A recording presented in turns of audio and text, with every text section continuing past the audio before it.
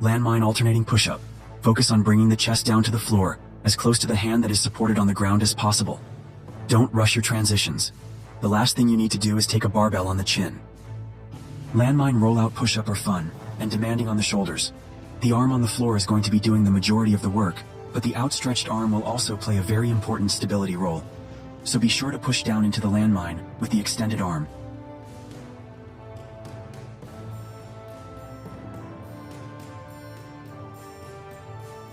The landmine archer push-up, with the arm that is stretched out to the side. I want you to think about pressing down into that barbell, and you're going to be working the chest in much the same way that you would with an incline, or a flat bench, dumbbell, or cable fly. For the landmine floor press, I want you to start by lining your body up perpendicular to the landmine when you go to grab the barbell. I want you to start to move your body around to find the best position that feels most comfortable through the full range of motion. Perhaps you need to move further away from the landmine, or a bit closer. Find what works for you. For the inclined floor press, now our feet are going to be pointed away from the landmine, and we're going to be working this particular exercise to target a bit more of the upper chest and the shoulder. For the decline floor press, now our feet are going to be pointed towards the base of the landmine, and this is going to target our lower chest and a bit more of the tricep.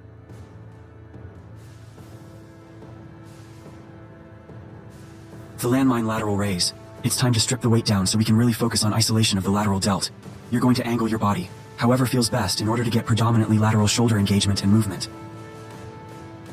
To work the rear delts in the landmine rear delt shoulder raise, we're going to attempt to get our upper body leaning forward at approximately 45 degrees, while we're going to drive our elbow back and behind us.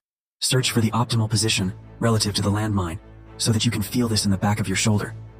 The landmine hip rotation involves the entire body and torso rotating from side to side. Bring the landmine from one hip to the other, while passing that barbell right past your chin. Another twist variation is called the anti-rotational twist. We got to keep our torso and hips forward. The entire time we're simply rotating the arms and the shoulders to move the landmine from side to side. Your core is going to be working to fight the rotation of the body and the weight. The goblet press out involves a slight rotation of the shoulders as the weight moves further from the torso. You will feel the shoulders and the core have to support much more of the barbell weight. The Turkish sit-up is a great movement. However, you're going to need to ditch the weight plate on it. Move yourself a little bit further back from the landmine base. If you want to make this a bit easier, this is a super challenging exercise, not only on the hip flexors and the core, but also on the shoulder. For the Russian twist, I want you to lift your heels off the floor ever so slightly while you perform these rotations. If you need to, you can regress this and place the heels back down on the floor, but at least give it a shot starting with them up.